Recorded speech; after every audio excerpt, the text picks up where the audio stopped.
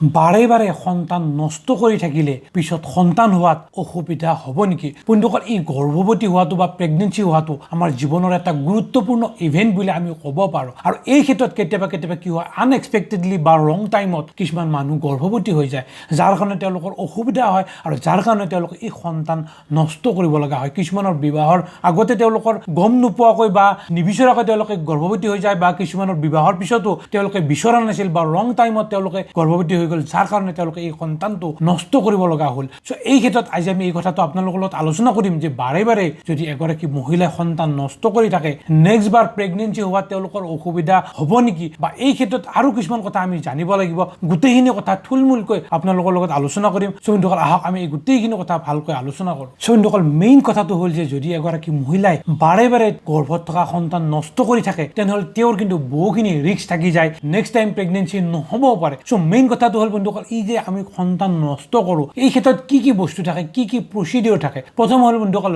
Medical, অৰ্থাৎ কিছুমান ঔষধ থাকে যাৰ জৰিয়তে আমি সন্তান নষ্ট কৰি দিব পাৰোঁ। ইয়াৰ পিছত হ'ল বন্ধুসকল চাৰ্জিকেল, অৰ্থাৎ কিছুমান ইনষ্ট্ৰুমেণ্টৰ সহায়ত, কিছুমান যন্ত্ৰ পাতিৰ সহায়ত আমি কি হয়, এই পেটত যিটো গৰ্ভৰ ভিতৰত সন্তান থাকে সেই সন্তানটো আমি উলিয়াই দিওঁ। আৰু ইয়াৰ পিছত হ'ল হোম চলিউশ্যন, অৰ্থাৎ আপোনালোকে নিশ্চয় জানে যে আমাৰ কিছু ক্ষেত্ৰত কি হয়, কিছুমান গাঁৱলীয়া কিছুমান পদ্ধতি থাকে যে কিছুমান মানুহে কিছুমান গছৰ ৰস বা গছৰ কিছুমান শিপা থাকে, সেই শিপাবিলাক কি হয় এই যোনিপথৰে সোমাই দিয়ে। তাৰপিছত কি হয়, এই গছৰ শিপাৰ পৰা যিবিলাক মেডিকেটেড বস্তু থাকে, যিখিনি মেডিচিন থাকে, ওলাই আহি পেলাই কি কৰে, এই গৰ্ভটো কন্ট্ৰেকশ্যন কৰে। কন্ট্ৰেকশ্যন মানে এনেকুৱা সৰু হৈ যোৱা, কন্ট্ৰেক্ট কৰি দিয়া। তাৰপিছত কি হয়, যে সন্তানটো যে ভিতৰত থাকে, কন্ট্ৰেকশ্যন হোৱাৰ ফলত সন্তানটো ওলাই যায়। চ' এনেকুৱা ধৰণৰ বিভিন্ন ধৰণৰ পদ্ধতি থাকে। চ' বন্ধুসকল, এই ক্ষেত্ৰত আপোনালোকে জানিব লগা কথা এইটোৱেই যে যদি এনেকুৱা ধৰণৰ কাৰ্য কৰা যায়, আপোনালোকৰ কি সমস্যা হ'ব পাৰে। প্ৰথম কথা হ'ল যে বন্ধুসকল, এই যে আমি সন্তান নষ্ট কৰি দিওঁ, এই ক্ষেত্ৰত ঔষধে খাওক বা চাৰ্জিকেল প্ৰচিডিঅ'ৰ লওক বা হোম চলিউশ্যন লওক, এই ক্ষেত্ৰত কি হয়, আপোনালোকৰ ৰক্তক্ষৰণ ব্লিডিং বহুত বেছি হোৱাৰ চান্স থাকে। আৰু ইয়াৰ লগতে কি হ'ল, আপোনালোকৰ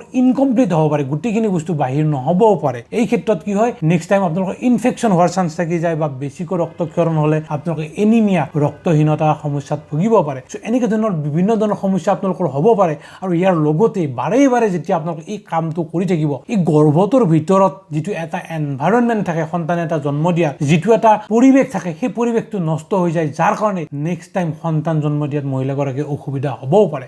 এই ক্ষেত্ৰত আমি যদি ঔষধৰ কথা কওঁ, এই ঔষধবিলাক কি বস্তু, ঔষধবিলাক হ'ল কিছু হৰমন। আৰু এই হৰমনেল টেবলেটবিলাক খালে মহিলাগৰাকীৰ গাৰ ভিতৰত কি হয়, যিটো মহিলাগৰাকীৰ হৰমনেল বেলেঞ্চ থাকে, এই হৰমনেল টেবলেট খালে মহিলাগৰাকীৰ শৰীৰৰ হৰমনেল বেলেঞ্চটো ইমবেলেঞ্চ হৈ যায়, যাৰ কাৰণে কি হয়, এই সন্তানটো খহি পৰি যায়। আৰু নেক্সট টাইম বাৰে বাৰে যেতিয়া মহিলাগৰাকী এই কামটো কৰি থাকিব, তেওঁৰ শৰীৰৰ সেই হৰমনেল ইমবেলেঞ্চ হৈ থাকিব, যাৰ কাৰণে নেক্সট টাইম তেওঁৰ সন্তান জন্ম দিয়াত বহুখিনি অসুবিধাও হ'ব পাৰে। বা যদি আপোনাৰ তেনেকুৱা সমস্যা হৈছে, কি কৰিব লাগিব, মই তাৰ সমাধানো দি আছোঁ। আৰু ইয়াৰ পিছত হ'ল বন্ধুসকল চাৰ্জিকেল। এই ক্ষেত্ৰত কি হয়, কিছুমান ইনষ্ট্ৰুমেণ্ট, কিছুমান যন্ত্ৰপাতি সোমাই দি পেটৰ ভিতৰত যিটো সন্তান থাকে, সন্তানটোকে ৰুকি উলিয়াই দিয়া হয়। উলিয়াই দি পেলাই কি হয়, চাফা কৰি দিয়া হয়, যে আমি ৱাছ কৰা বুলি কওঁ। সেইটো কৰা হয়। আৰু হোম চলিউশ্যনৰ কথাটো মই ক'লোঁ। এইখিনি হ'ল নৰ্মেল প্ৰচিডিঅ'ৰ, কি কৰা যায়। এই ক্ষেত্ৰত আমি জানিব লাগিব যে এই যে গৰ্ভৰ ভিতৰখন আছে, এইটো যদি আমি এটা ঘৰ বুলি ধৰি দিওঁ, যে সন্তানটো এইখিনিত থকা হ'ল এটা ঘৰ, সন্তানটো থকা ঘৰ। গতিকে এই ক্ষেত্ৰত কি হ'ল, যেতিয়া বাৰে বাৰে এই ভিতৰখনৰ ওপৰত আমি হেঁচা দিওঁ বা কষ্ট দিওঁ, ভিতৰখন কিছু সমস্যা আহি যাব পাৰে। চ' এই ক্ষেত্ৰত সন্তানটো এই ভিতৰখনত থাকিব পৰা অৱস্থা নোহোৱা হৈ যাব পাৰে। বা কিছু ক্ষেত্ৰত কি হয়, বাৰে বাৰে যেতিয়া আপোনালোকে এই সন্তান নষ্ট কৰি থাকে, কিছু ক্ষেত্ৰত এই হয় যে সম্পূৰ্ণ গৰ্ভটোৱে বেয়া হৈ যায়, যাৰ কাৰণে গৰ্ভটোৱে কাটি দিব লগা হয়। আৰু যদি গৰ্ভটোৱে উঠাব লগা হয়, সন্তানটো একেবাৰেই নহয়। আৰু লগতে কিছুমানৰ কি হয়, এই ভিতৰখনত বহুখিনি সমস্যা হৈ যায়, যাৰ কাৰণে পিছত তেওঁৰ সন্তান তাতে নলয়, তেওঁৰ বাৰে বাৰে সন্তানবিলাক এমাহ দুমাহ থকাৰ পিছত বাৰে বাৰে খহি পৰি যায়। চ' এনেকুৱা ধৰণৰ বিভিন্ন ধৰণৰ সমস্যা হ'ব পাৰে। চ' এই ক্ষেত্ৰত আপোনালোকে কিন্তু ভয় নাখাব। এবাৰ দুবাৰ যদি আপোনালোকৰ তেনেকুৱা হৈছে, নেক্সট টাইম যে আপোনাৰ সন্তান নহ'ব তেনেকুৱা নহয়। কিন্তু যিসকলে বাৰে বাৰে এই কামটো কৰি থাকে, মই যে ক'লো, এই ভিতৰখনত কিছু সমস্যা আহি যায়, যাৰ কাৰণে তেওঁলোকৰ নেক্সট টাইম সন্তান জন্ম দিয়াত অসুবিধা হ'ব পাৰে। চ' এইবাৰ আমি কথা পাতিম ইয়াৰ সমাধান কি। যদি আপুনি অলৰেডি এই কামটো কৰিছে, সন্তান আপুনি এবাৰ বা দুবাৰ নষ্ট কৰিছে, যদি নেক্সট বাৰ আপুনি ট্ৰাই কৰি আছে, সন্তান হোৱা নাই, সেই ক্ষেত্ৰত আপুনি কি কৰিব। প্ৰথম কথা হ'ল বন্ধুসকল, আপুনি ঔষধ হওক বা চাৰ্জিকেল প্ৰচিডিঅ'ৰ হওক বা হোম চলিউশ্যন যিটোৱে লৈছে, কোনো কথা নাই, আপুনি এজন ওচৰৰ গাইনিকলজিষ্ট, স্ত্ৰী ৰোগ বিশেষজ্ঞ এজনৰ লগত আপুনি ভালকৈ কথা পাতক। তেওঁ গোটেইখিনি কথা আপুনি কৈ দিয়ক যে মই আগতে এনেকুৱা তেনেকুৱা কৰিছিলোঁ, আৰু সেই হিচাপে তেওঁ যিটো চিকিৎসা দিব, সেইটো চিকিৎসা গ্ৰহণ কৰক। আৰু তেনেকুৱা কৰিলে কিন্তু আপুনি 2 মাহ 3 মাহ বা 6 মাহৰ ভিতৰতে আপুনি কিন্তু কোনো সমস্যা নোহোৱাকৈ সন্তান জন্ম দিব পাৰিব।